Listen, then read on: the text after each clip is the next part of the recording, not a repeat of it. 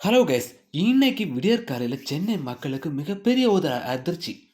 தூங்கிட்டு இருக்க மக்களால ஒழுங்கா மூச்சு விட முடியல. ஒழுங்கா தூங்க முடியல. என்னன்னு சொல்லி அவங்க ஒரு சுதாரிக்கிறதுக்குள்ளாலேயே அவங்க திடீர்னு மயங்கி விழுந்துடுறாங்க. உடனடியா அவங்கள ஹாஸ்பிட்டலுக்கும் கூட்டிட்டு போறாங்க. எல்லா மக்களுமே கிராமத்த காலி பண்ணிட்டு எங்க போறதுன்னு தெரியாம அங்கங்க ஓடுறாங்க. இத பத்தி தான் இந்த வீடியோல தெளிவா பார்க்க போறோம். வீடியோவ ஸ்கிப் பண்ணாம கடைசி வரைக்கும் பாருங்க. வாங்க வீடியோக்குள்ள போலாம்.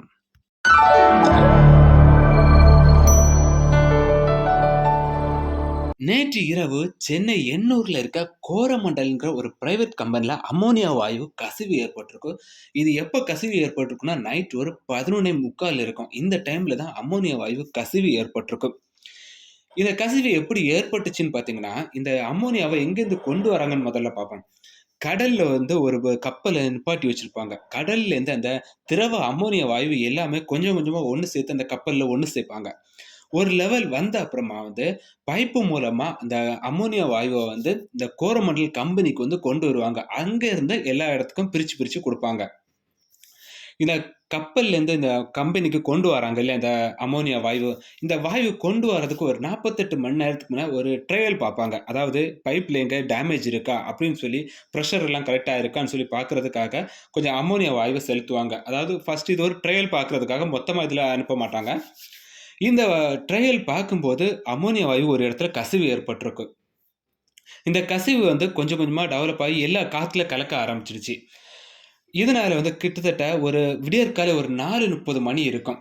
எண்ணூர்ல இருக்க சின்ன குப்பம், பெரிய குப்பம் இந்த கிராமத்துல எல்லாமே வந்து இந்த அம்மோனியா வாயு கொஞ்சமா காத்துல பரவ தொடங்கியிருக்கு.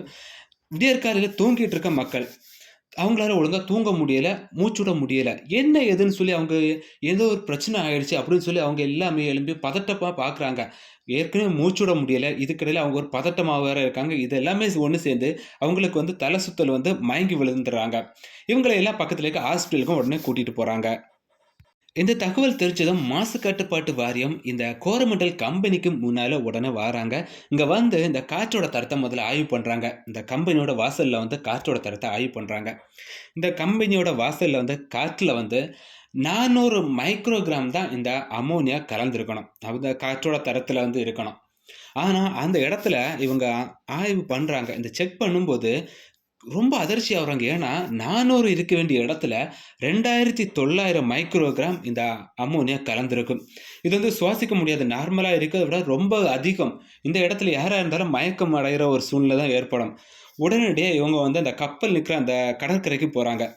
அங்க போய் பார்க்குறாங்க. அங்க வந்து நார்மலா காற்றோட தரம் எவ்வளோ இருக்கணும்னா, 5 எம்ஜி இவ்வளோ தான் இருக்கணும். இந்த காற்றுல வந்து இந்த அம்மோனியா இருக்கணும். ஆனா, அங்க செக் பண்ணும்போது அங்கே இவங்களுக்கு ரொம்ப அதிர்ச்சி.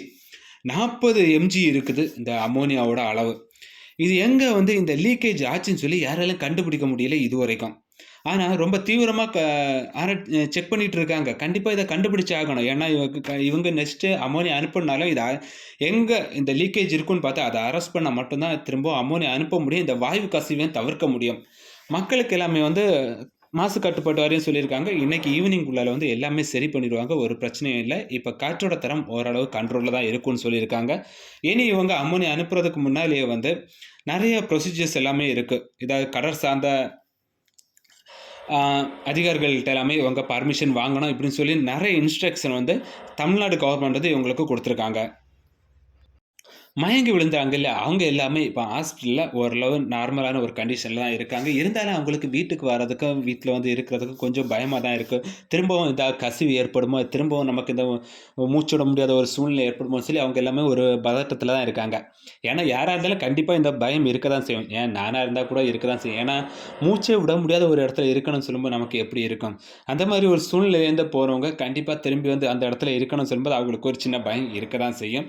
இருந்தாலும் அவங்க எல்லாமே ஹாஸ்பிட்டல்ல எல்லாருமே இப்ப நார்மலா தான் இருக்காங்க. யாருக்கும் எந்த ஒரு பிரச்சனையும் இல்ல.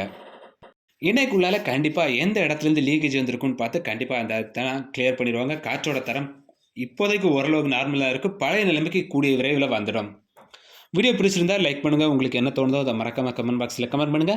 நம்ம சேனல இதுவரை சப்ஸ்கிரைப் பண்ணாதவங்க சப்ஸ்கிரைப் பண்ணி பக்கத்துல இருக்க பெல் பட்டனையும் கிளிக் பண்ணி ஆல் குடுத்துக்கோங்க. மீண்டும் அடுத்த வீடியோல உங்கள சந்திக்கிறேன். நன்றி.